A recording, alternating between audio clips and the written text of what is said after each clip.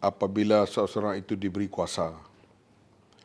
Sebelum mendapat kuasa, memang sesiapa pun boleh bercakap. Ia akan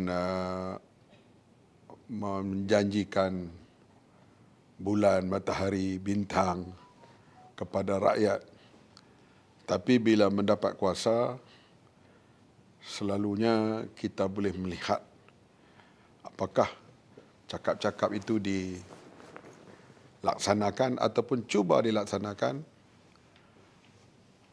bukan hanya untuk mencari popular untuk mendapat kuasa.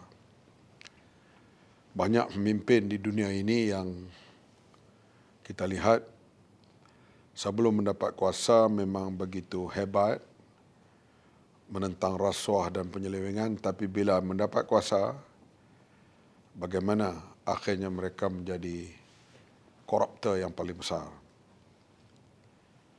Saya tidak mau mengolah Datuk Seri Anwar Ibrahim sebelum mendapat kuasa sebagai Perdana Menteri. Walaupun sebelum itu beliau pernah menjadi Menteri Pertanian, Menteri Pendidikan, Menteri Keuangan dan Timbalan Perdana Menteri. Sebab pada waktu itu apa kejayaan pun dibayangi oleh Perdana Menteri pada waktu itu. Sebab itu orang panggil kerajaan Tun Razak, kerajaan Tun Sri On, kerajaan Tun Mahathir, kerajaan Pak Lah dan sekarang kerajaan Datuk Seri Anwar. Saya lihat inisiatif untuk rakyat, bantuan untuk rakyat, dilahirkan sendiri oleh idea dan permintaan Perdana Menteri. Contohnya, di awal beliau menjadi Perdana Menteri, di antara perkara yang disarankan supaya tidak berlaku kenaikan elektrik kepada golongan B40 dan M40, tempat-tempat pertanian dan sebagainya, untuk membantu rakyat dan mengurangkan bebanan kepada mereka, walaupun telah ada persetujuan awal kerajaan sebelum itu untuk menaikkan harga elektrik. Ini penekanan yang diberi oleh beliau dalam ucapan awam ataupun dalam mesyuarat-mesyuarat. Begitu juga bila berlaku banjir agak besar di Terengganu, Pahang dan Kelantan, Perdana Menteri sendiri yang memulakan inisiatif meminta Bernas mengeluarkan bantuan tambahan, tanggungjawab sosialnya untuk penanam-penanam padi yang dapat kita beri kepada penanam padi di seluruh Malaysia, RM250 seorang. Kemudian bila beliau menjawab dalam Dewan Negara, terus diumum untuk menyambut Hari Raya kepada petani dan nelayan diinfak ataupun ditambah RM200 untuk mereka menyambut Hari Raya. Perkara-perkara yang seperti ini datang daripada Perdana Menteri sendiri, bermakna apa yang dicakapkan sebelum mendapat kuasa, beliau cuba laksanakan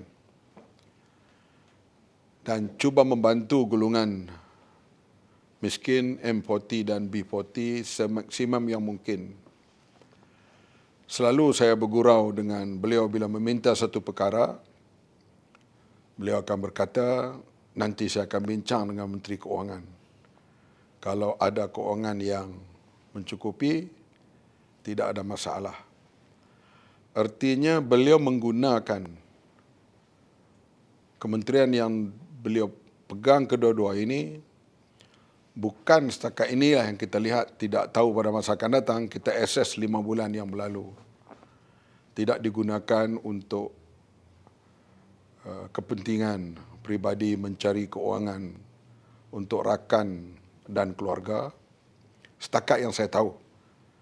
Kalau yang saya tak tahu tu, itu lain.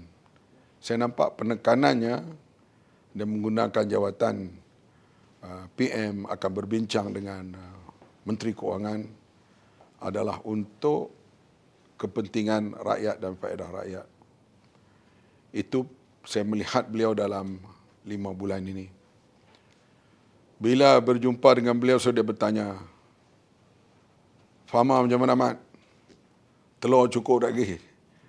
Di soalan-soalan itu selalu diulang sebut. Bila bertemu bersalam, soalan-soalan ini senjata menyebabkan kita sebagai menteri terpaksa bekerja mencari jalan supaya keterjaminan makanan itu sentiasa ada. Soal ada penyelewengan atau tidak, itu saya tidak tahu, serah kepada SPRM, karena Perdana Menteri sendiri menyebut SPRM diberi kebebasan sepenuhnya untuk melakukan apa-apa siasatan kalau ada penyelewengan. Oleh itu, sempena bulan Ramadan yang mulia ini, saya bercakap di sudut pandangan peribadi saya. Setakat ini, saya lihat beliau berkempen dalam pilihan raya, berceramah, menekankan soal membela golongan miskin. Beliau tidak mahu menjadi seperti dahulu yang miskin papa kedana, yang kaya bertambah kaya, yang perkataan yang beliau selalu sebut. Saya nampak dalam 5 bulan ini beliau cuba praktiskan. Dan saya sebut tadi, kalau ada penyelewengan itu saya tidak tahu, itu serah kepada orang ramai untuk akses. Sebab selalunya orang melihat seorang itu bukan hanya di cakapnya saja, tapi di pada perbuatannya, pelaksanaannya. Ini yang perlu dilihat oleh rakyat. Oleh itu, kerajaan Madani pimpinan beliau ini, setakat ini saya nampak ianya perlu terus disokong oleh rakyat. Karena belum lihat apa-apa penyalahgunaan kuasa yang jelas, terutama oleh Perdana Menteri dan kuasa Perdana Menteri yang ada kepada beliau. Itulah yang saya harapkan. Komitmen ini berterusan dan kita bersama dengan Perdana Menteri akan bekerja sekuat mungkin untuk mencapai cita-cita kerajaan Madani yang digariskan oleh Perdana Menteri dan juga dipersetujui bersama dalam Kabinet Kerajaan Perpaduan ini.